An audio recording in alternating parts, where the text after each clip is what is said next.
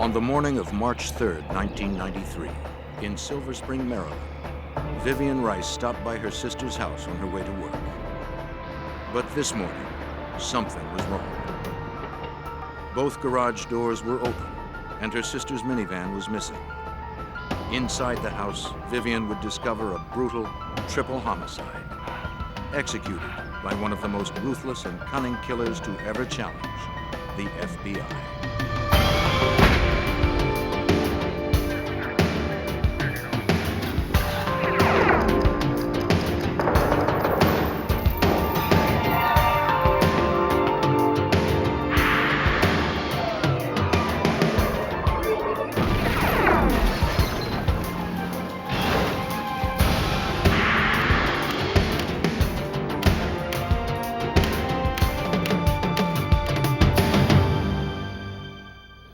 When 3 people were found murdered in their home, it appeared like a burglary gone awry. But a crime this horrific deserved a closer look. The suspect who had the most to gain from the deaths also had the perfect alibi.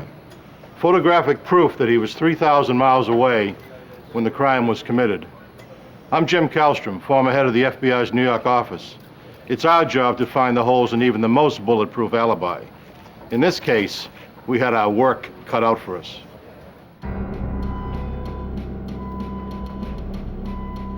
A Montgomery County, Maryland police officer responded to Vivian Rice's frantic 911 call.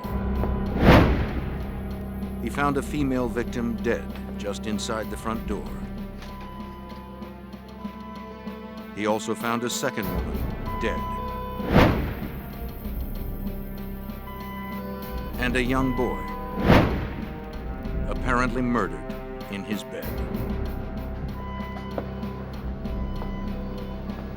We got 3 victims here. Need detectives and evidence technicians over here.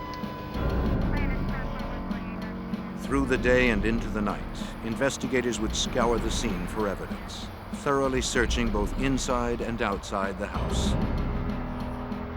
They soon identified all the victims.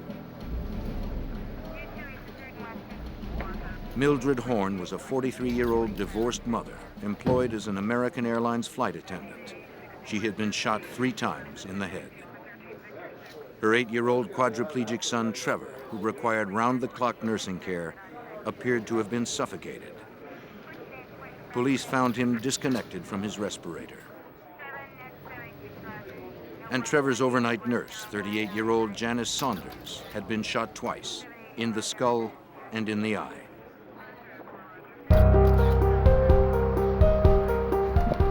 Evidence technicians began work immediately. They were thorough, but there was little evidence to collect. They dug a single distorted bullet fragment from the wood beside Trevor's window. Investigators took swabs of blood, carefully collecting samples for DNA testing. But the blood would match only the victim's DNA. With so little to lead investigators to a suspect, technicians scrounged harder for clues, collecting anything and everything that seemed promising.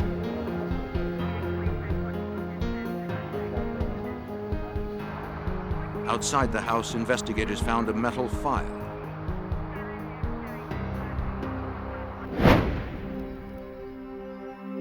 Police were thorough, but the killer had been meticulous.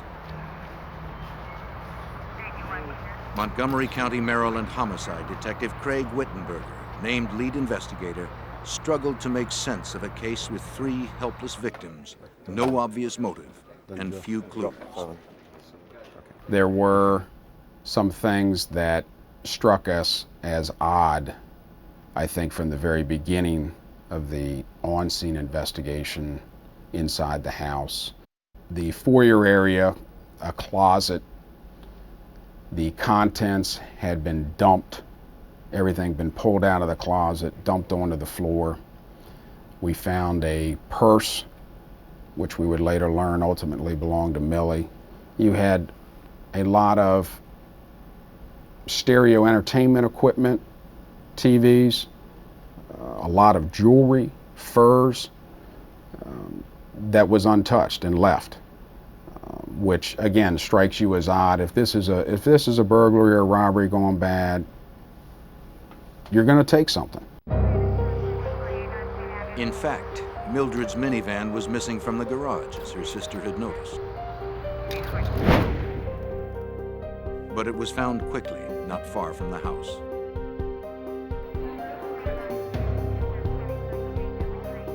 Some of Mildred's credit cards were also missing,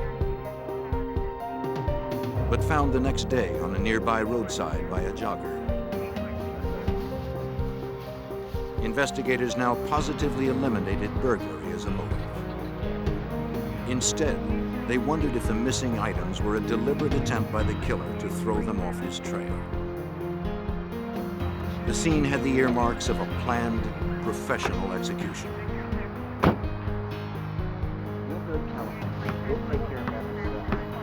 As for a suspect, at the crime scene, Vivian told them Mildred's ex-husband, Lawrence Horn, was probably responsible.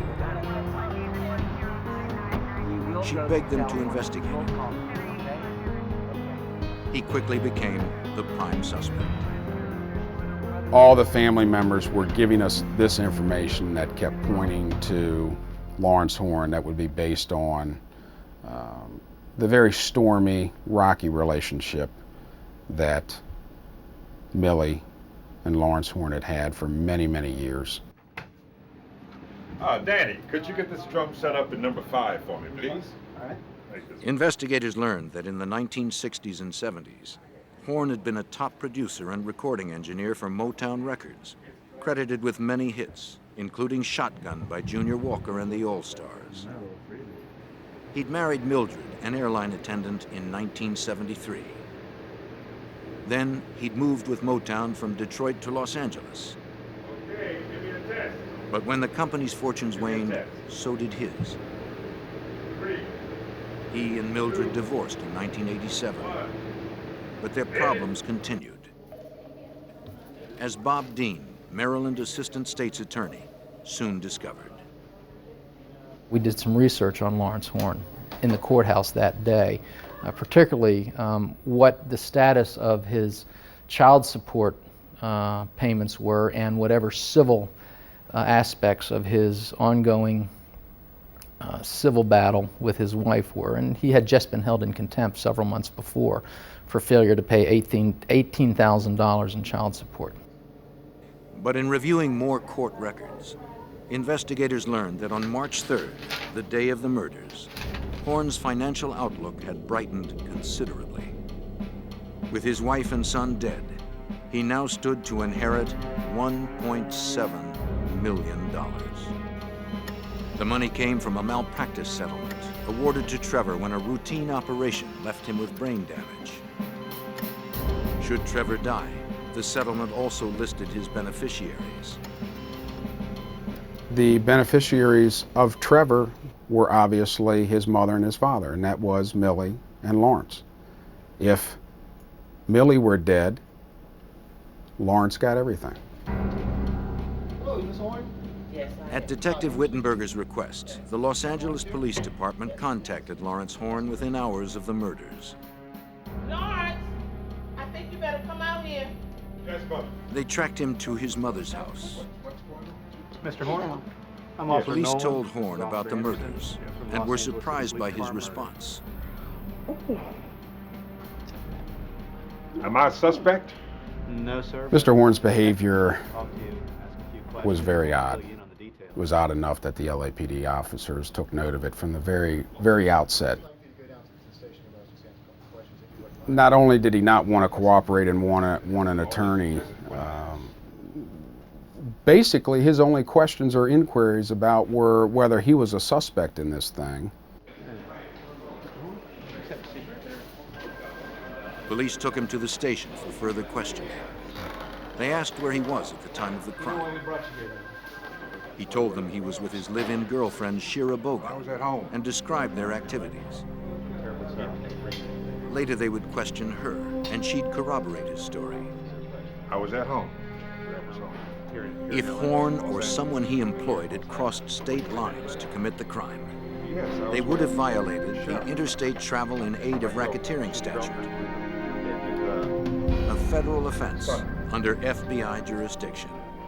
Now, the FBI was brought in.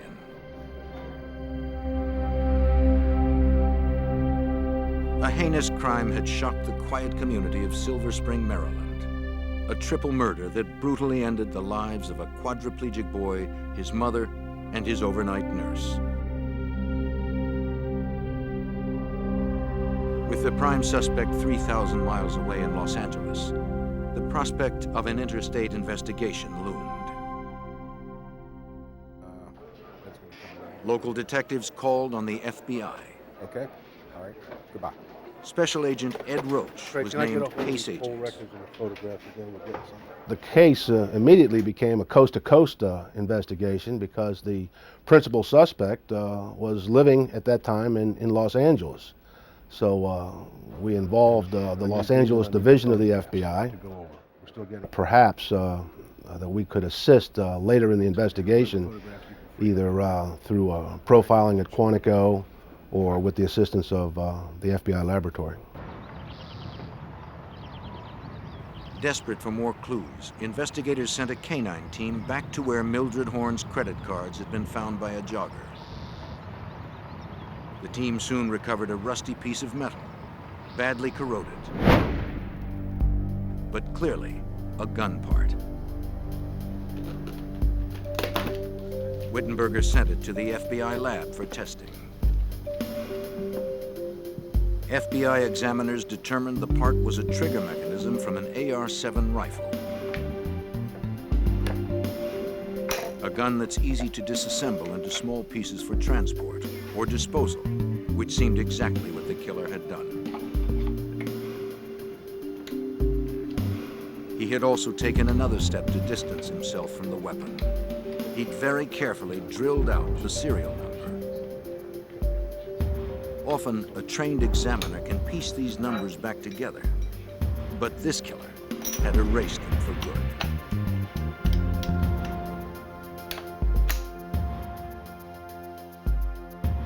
Another firearms expert would determine how long the gun part had lain by the side of the road.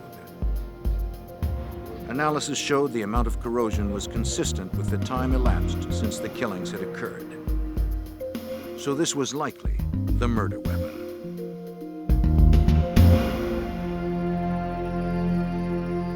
While the FBI lab processed the gun part, investigators in Maryland interviewed Tiffany Horn, Lawrence and Mildred's 18-year-old daughter. Right straight ahead. She was a student at Howard University in Washington, D.C.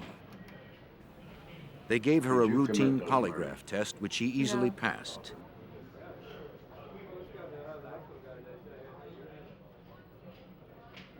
Did you commit those murders? No. Later that day, Tiffany would talk with Detective Wittenberger, revealing 3 key clues. The first was something that had happened in the summer of 1992. Her father had called, asking her to videotape the outside of her mother's house for him, along with Trevor's room. The idea was so bizarre, she'd only taped Trevor and his nurse, with Trevor in his bed attached to his respirator. Tiffany gave the tape to her father. Now Wittenberger and the FBI wondered if Horn wanted someone to know the layout of the house. Then, on March 1st, 2 days before the murders, Horn had called her again. He wanted to know where his younger daughter, Tamiel, would be for the next few days.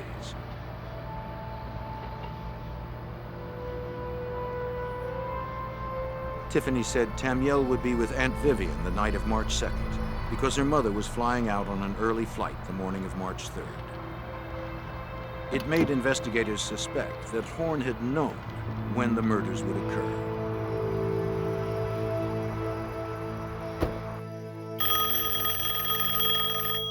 Tiffany shared one other revealing incident that day.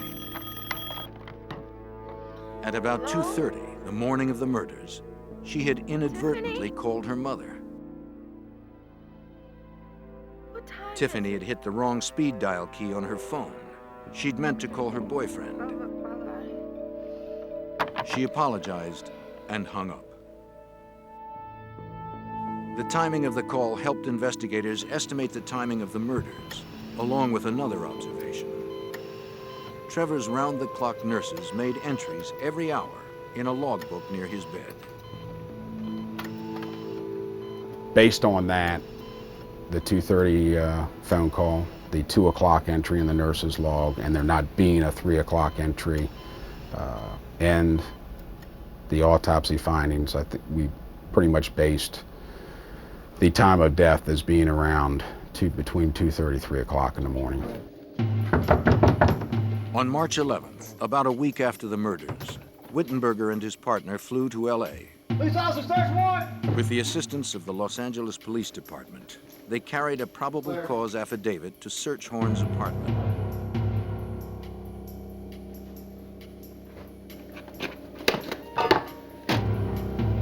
They collected hundreds of audio and videotapes.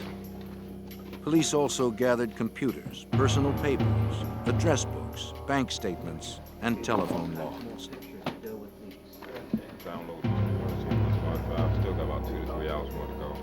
Back at the station, investigators began the time-consuming task of reviewing all they'd recovered. They'd printed thousands of pages from the hard drives of Horn's computers. They found he'd made handwritten notes on documents regarding Trevor's settlement money. The notes confirmed what they already suspected. Horn was well aware he could gain a fortune from his son's death, and he was well versed in the legalities of the settlement. Investigators also found a map that was telling. It was hand-drawn, showing Mildred Horn's neighborhood. The streets were outlined and labeled. An X and her initials marked her house. Had Horn been directing a stranger to find her? Perhaps a contract killer. In the hundreds of hours of videotape that were recovered and screened, one home movie stood out. Horn had videotaped himself standing in front of his television set, which was tuned to the cable TV program guide station. The station was clearly broadcasting the time and date. 11:45 p.m., March 2nd, 1993, California time. 2:45 a.m., March 3rd, Maryland time. Exactly the time and date of the murders. Investigators quickly dubbed it the alibi tape, since it seemed to have been created for that purpose. Now, Wittenberger and the FBI seemed to have some substantial leads, but they were still far from apprehending the mastermind of this brutal crime. There he is again. Same shit. He's walking back. When investigators searched the LA apartment of their prime suspect in a triple murder, they discovered a suspicious videotape. Among themselves, they called it the alibi tape. But they would soon find a recording that was even more incriminating. A 22-second excerpt from Horn's dozens of audio tapes. It was from a conversation between Horn and an unknown male. The words were cryptic, but their meaning was clear. Can you play that?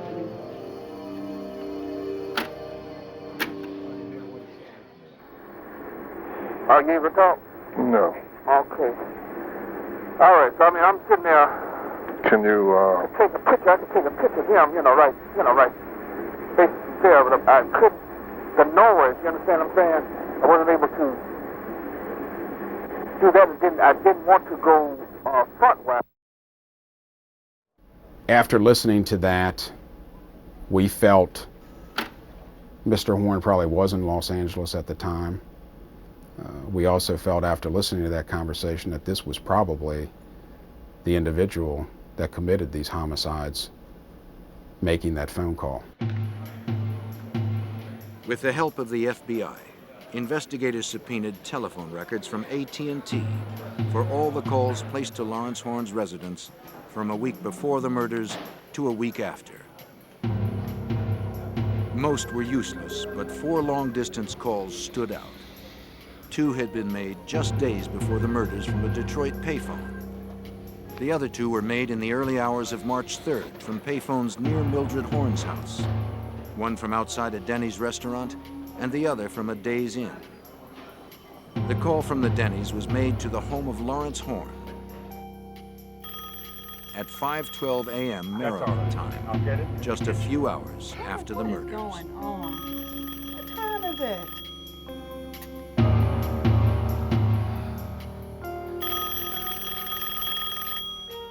Was it the cryptic 22-second conversation? Yeah. And who had made the call?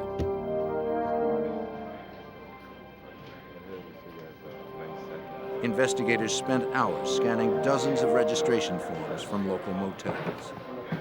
A check of the hotels and the motels in the area, a few miles circumference of the murder scene, turned up an individual checking in approximately midnight the day these murders were committed to the Days Inn using a Michigan driver's license in the name of James Edward Perry. James Edward Perry seemed a promising suspect.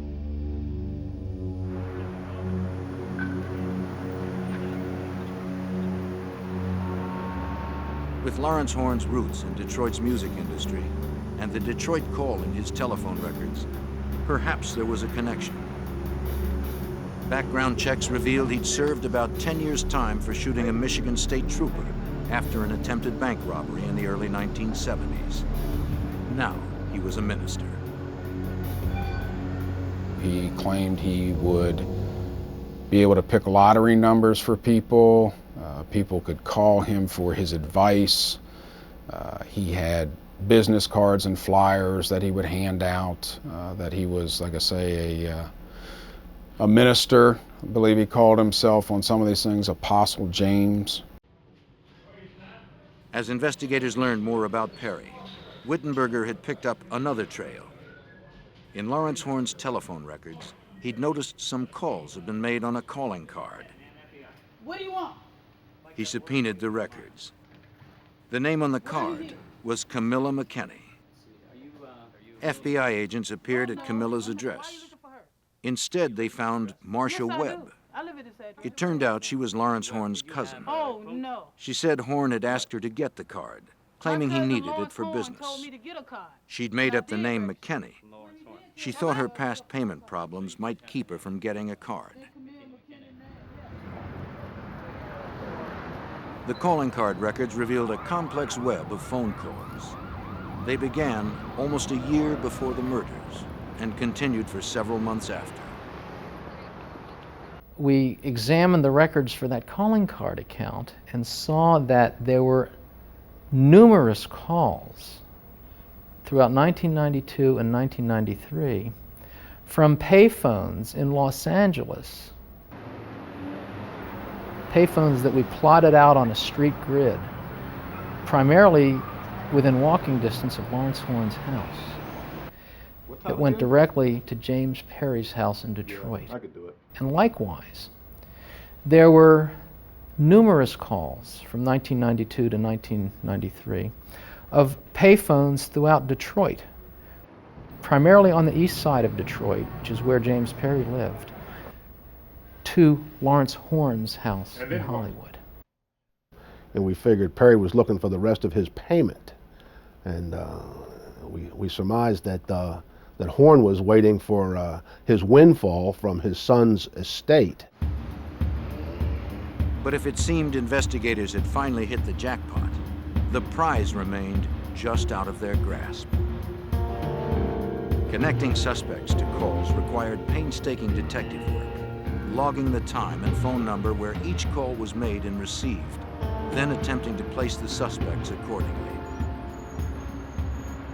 Horn and Perry had covered their tracks with many layers of deception. Investigators were beginning to bog down, and their frustration was starting to show. It starts out at an extremely fast pace. Everything's hot and heavy, very high-profile murder case. Everything, like I say, is rocking and rolling very quickly. Then, all of a sudden, the skids are put on. The investigation starts to slow down, because now we've almost shifted gears and now going into a documentation that turns into almost a paper trail case. But Wittenberger and the FBI stayed on the trail like bloodhounds. And in late September of 1993, they closed in on James Perry. They began a 24-hour-a-day, 7-day-a-week surveillance. We had the Michigan State Police and the FBI. Both agencies agreed to put him under surveillance in a cooperative effort. It was during a week in September that we saw that James Perry hung out with a particular individual.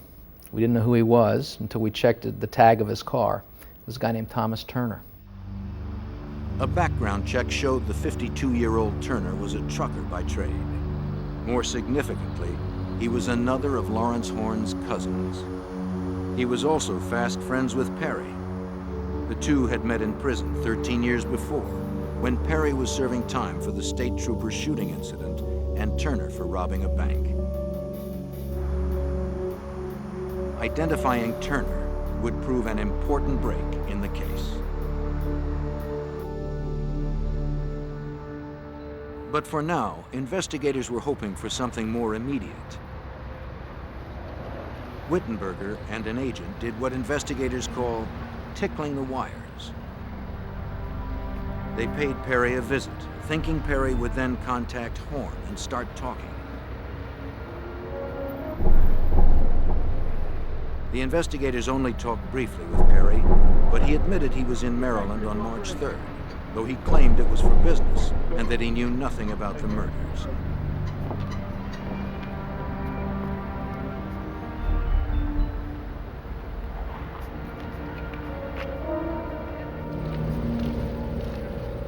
In September of '93, after weeks of wrangling for court authorization to tap Lawrence Horn's home phone, federal agents finally got the go-ahead.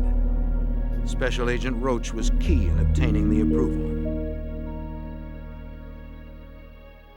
We were hoping to get the smoking gun, the conversation between James Edward Perry and Lawrence Horn. We were hoping for a conversation that would say something like, I want the rest of my money, you know, I did the deed, the down payment's not enough, you promised me such and such, I only got this, and now I want the rest of my money, or maybe you're going to be next. Something like that would have been terrific. But Horn and Perry were too sly to let anything slip. And by mid-November, with the investigation at full tilt, they stopped talking to each other altogether. Despite months of slow but steady progress, Horn and Perry were still one step ahead of the law. The FBI's coast-to-coast investigation of a triple murder committed in Maryland left agents scrambling to link LA's Lawrence Horn and Detroit's James Perry to their case. Investigators knew the two men were talking, but they didn't know how. Were they using Perry's former jail buddy, Thomas Turner, as a go-between? The FBI secured authorization to tap Turner's phone. Yep. That was the key. Yeah, what's up? Both Horn and Perry talked to Turner often, and Turner relayed messages between them. But they were careful not to use language that might incriminate them. And once again, agents found themselves back in the same old grind, monitoring and logging hundreds of calls, then trying to make links between the callers. All right, I'll talk to you later. One surveillance would be taking place, actively taking place, physical surveillance in Los Angeles on Lawrence Horn, while at the same time, 24 hours a day, the Detroit division was conducting physical and electronic surveillance on Thomas Turner and physical surveillance on James Edward Perry. As before, they made a few connections between calls and callers. But mostly, the process seemed just a test of their endurance and dedication. Horn and Perry were giving them a run for their money. Then, around Thanksgiving, after 3 grueling months, investigators got a bite. Perry was preparing to move. agents secured a federal warrant to search his residence before he left. It was a dangerous mission. Perry had shot a Michigan police officer, and he was known to own high-powered weapons. An FBI SWAT team made the entry. Wittenberger and his partner followed. They roused Perry and his girlfriend from bed, catching them unaware and unarmed.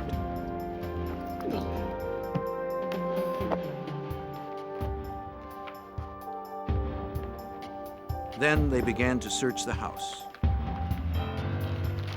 Police collected videotapes, bank statements, and other documents.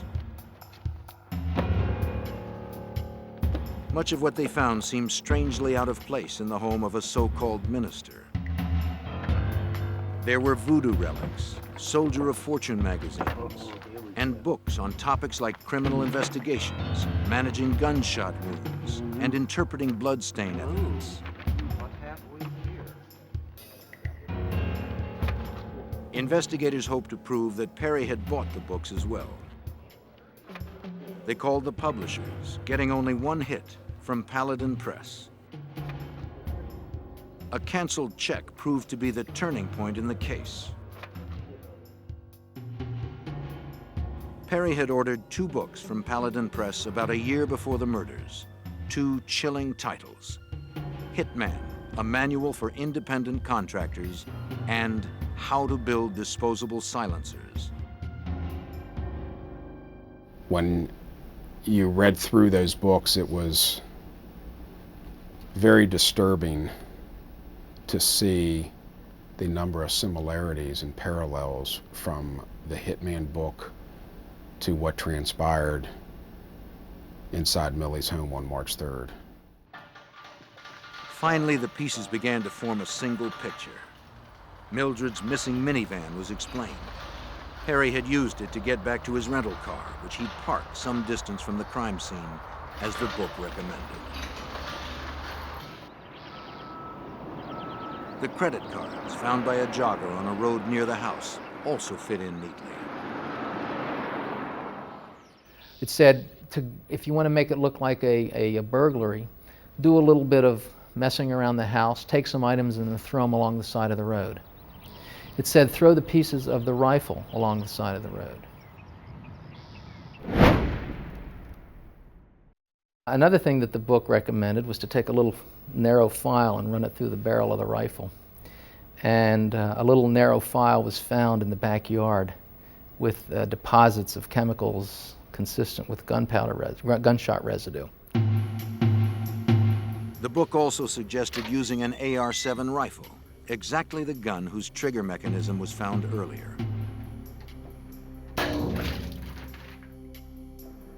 Likewise, examiners determined the single spent bullet found in Trevor's room was .22 caliber, popular with assassins. .22s distort when they enter a human body, so it's hard to match them to a gun. They're also small, quiet, and inexpensive.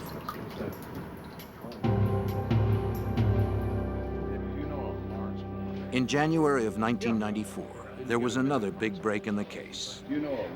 After months of pressure from Wittenberger, a grand jury subpoena finally brought in Thomas Turner. He agreed to talk in exchange for immunity. 1992. Could have. In a deposition for a Maryland grand jury, Turner said his cousin, Lawrence Horn, had come for a visit in May of 1992, 5 months before the murders. Though Turner hadn't seen him in 20 years, Horn immediately complained of trouble with his ex-wife Mildred. Turner gave him the name of James Perry. Yes, I'm sure. That's all Turner would say, though Wittenberger believed he knew much more. Fortunately, he'd said enough. At that point, because of what we had learned from Thomas Turner and what we had learned from the Hitman book and the wiretaps, we felt we were in a position to establish a conspiracy, to establish that James Perry had in fact carried out the killings. That summer, Wittenberger struck. On July 19th, 1994, he arrested Horn at his Los Angeles apartment without incident. Wittenberger would question him for 45 minutes at the police station, but Horn refused to talk about the crime.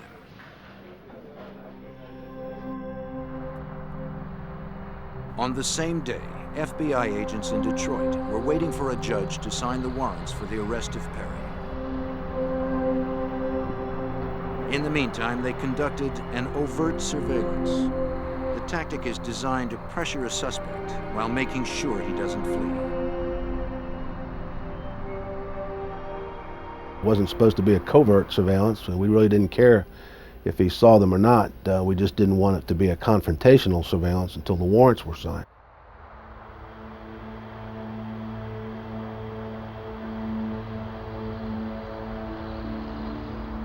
Once the warrants were finalized, agents could arrest Perry. Until then, they would follow him in the open, knowing he knew they were there. They would keep him in sight at all times.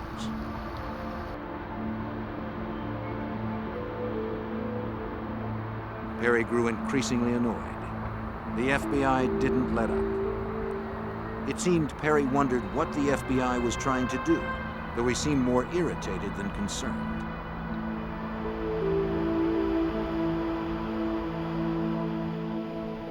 He drove off, still in clear view of agents. They didn't know where he was headed, but stayed with him anyway.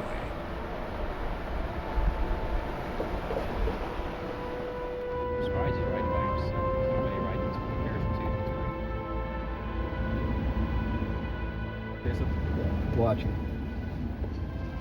He stopped to pick up a friend.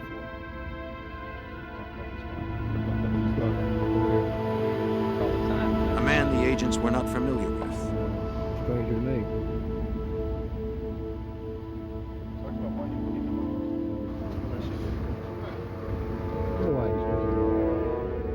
The two drove off in Perry's car, with the tail close behind. Well, let's give him something to play with. Stay right on.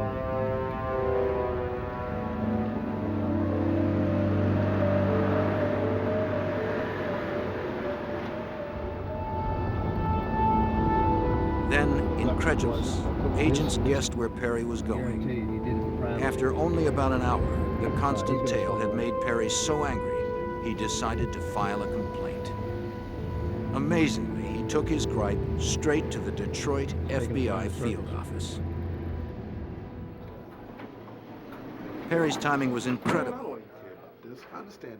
He and his friend arrived at the office just as FBI agents awaited final word on his arrest warrant. I want to see an FBI agent now. This is a bad idea, Perry. Oh, now. It's not bad. I want to see an FBI agent right now. Perry demanded to see an agent, I'm not going to calm down. and he was and I'm quickly not going to accommodated. sit down. A clerk called Special Agent Roach. Bring heat on yourself. Bring him on in. Come on, you're on your own now, man. Sir, would you step aside, please? While agents checked him for weapons, Perry confronted Roach, wanting to know if agents were going to arrest him or if they were just planning to harass him. First of all, I appreciate And we told him in minutes, you were going to expect a phone call from Montgomery County, Maryland, telling us the warrants have been signed and you've been indicted for 3 counts of first-degree murder. what you're doing, man. And the telephone came in a few minutes later, and we advised him that he was, in fact, under arrest. You have the right to remain silent. And you have the But right to now, legal counsel. even with If you'd both like men in to custody, statement, one ensure that question all still rights are remained. protected and observed. If Perry was the hired gun, how had Horn paid him for the crime? After months of relentless pursuit by local investigators and the FBI, the elusive Horn and Perry were finally in custody. But there remained a nagging question. How had Horn paid Perry for the crime?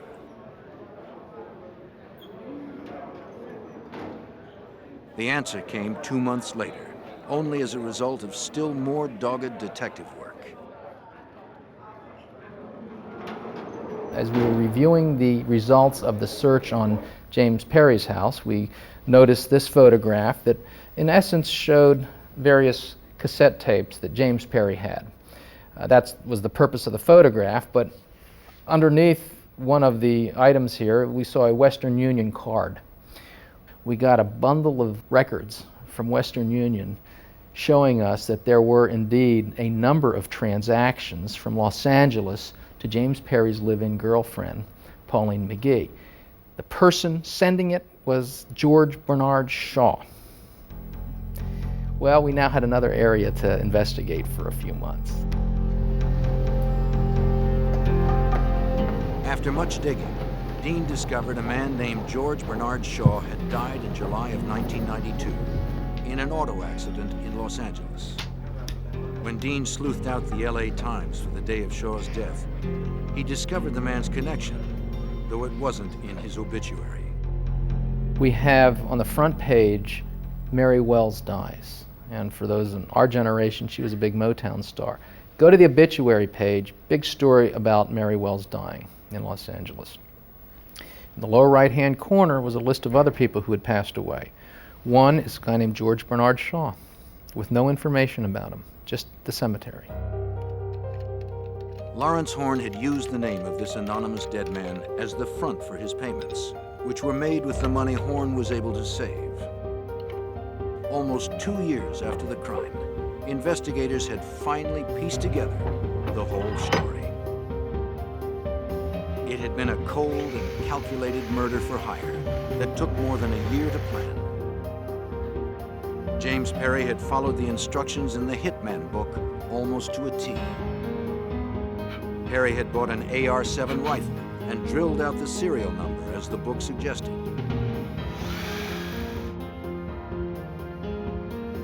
And he'd built a disposable silencer using the book's directions. He'd carefully cut the parts and assembled it. He also packed a bag of supplies, a brown mechanic suit so he could walk through Mildred's neighborhood looking like a repairman, and latex gloves so he'd leave no fingerprints. In the months before the crime, he and Horn had talked often, discussing each detail. At Perry's request, Horn had sent him a map of Mildred's neighborhood and a video of Trevor's room. Horn had chosen a date when Tamiel would be out of the house, his only show of mercy in this heinous crime. On the appointed day, Perry had driven a car rented by Turner from Detroit. He checked into a motel near Mildred's house in Maryland. Perry had paid cash, as the book recommended, hoping the motel wouldn't require an ID. I have to see some ID. Paying cash. I need to see. But it did. It's policy. Without his Xerox driver's license, police might never have cracked the case. We couldn't believe that he did something that dumb, that put him in Silver Spring, Maryland, on the date and the time of the murders. Then, he'd driven his rental car to a shopping center near Mildred's house and walked from there, following Horn's hand-drawn map.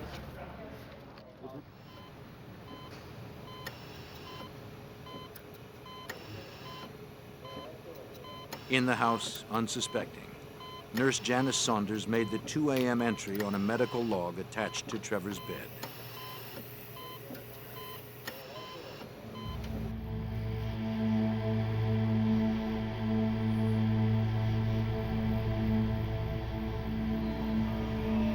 Perry approached the French doors at the back of the house, as planned.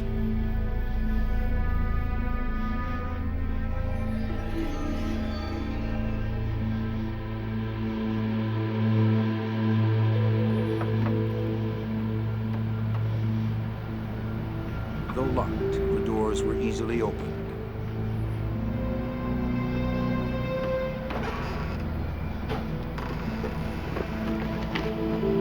He entered, barely making a sound.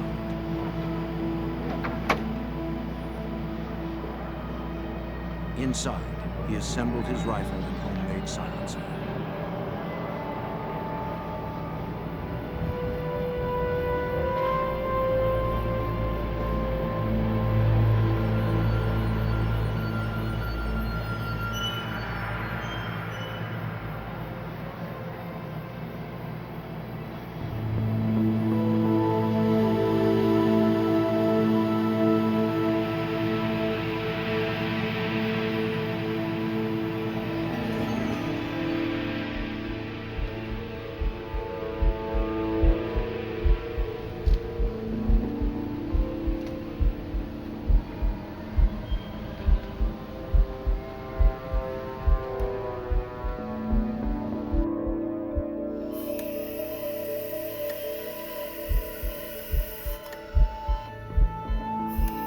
likely took Saunders completely by surprise.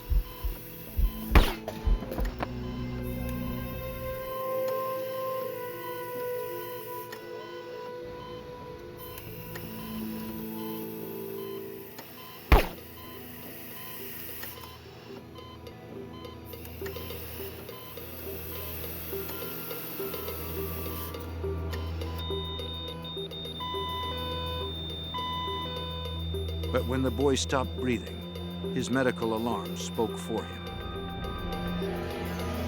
Upstairs, his mother awoke.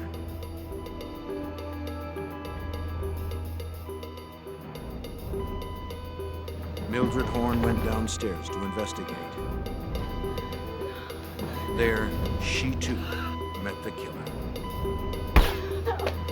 Harry shot Mildred 3 times in the face.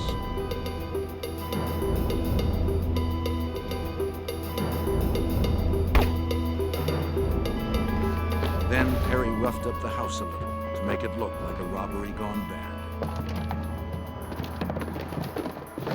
As the book instructed, he took Mildred's credit cards. But it seems the persistent beeping of the medical alarm unnerved even this calculating killer.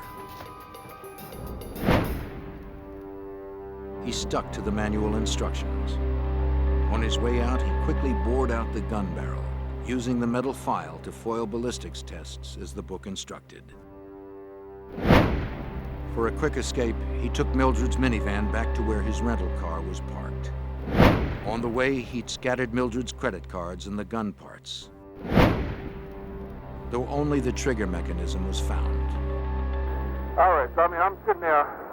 Can you, I can take a picture of him, right basically there, but I couldn't, the noise, you understand what I'm saying?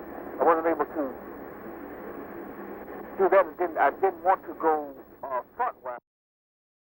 It was a case that had to be put together by really an exhaustive search of every clue possible, every clue imaginable. And we literally spent 1.5 years, 2 years doing nothing but working on this case.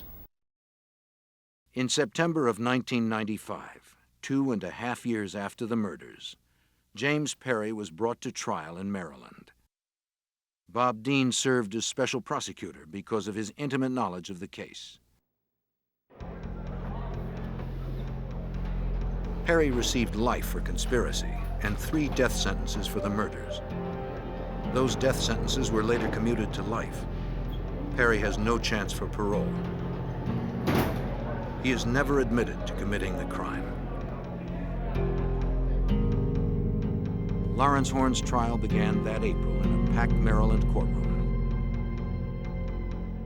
He faced the same charges as Perry, so much of the same evidence was used. Bob Dean again served as special prosecutor. After a 5-week trial, the jury found Horn guilty on all counts. He showed no emotion, and like Perry, he never confessed to the crime. On May 13th, Horn received 3 life sentences without parole. He appealed once and was denied.